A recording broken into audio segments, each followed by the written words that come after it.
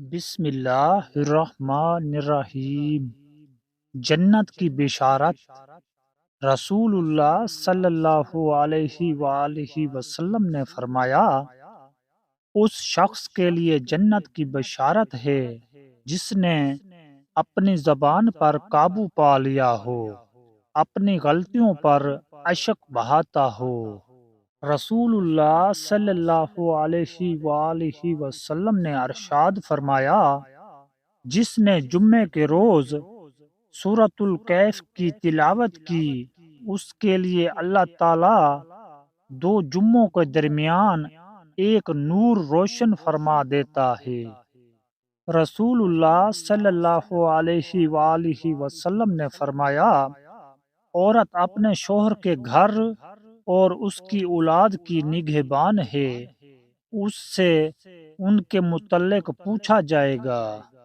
رسول اللہ صلی اللہ علیہ وآلہ وسلم نے ارشاد فرمایا، جو شخص صبح کی نماز ادا کرے اور بات چیت نہ کرے یہاں تک کہ وہ قل هو اللہ احد پوری سورت کو 10 مرتبہ پڑھ لے تو اس کو دن کی کوئی تکلیف اور نقصان نہ پہنچے گا اور شیطان سے بھی اس کی حفاظت ہوگی۔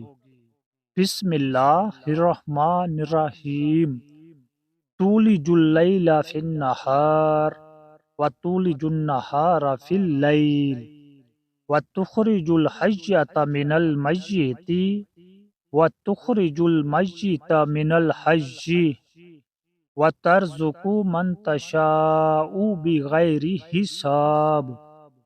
ترجمہ، تو ہی رات کو دن میں داخل کرتا ہے اور دن کو رات میں لے جاتا ہے، تو ہی بے جان سے جاندار پیدا کرتا ہے اور تو ہی جاندار سے بے جان کو پیدا کرتا ہے، اور تو ہی ہے کہ جس سے چاہتا ہے بے شمار رزق عطا کر دیتا ہے۔ اذان کے درمیان مانگی جانے والی دعا۔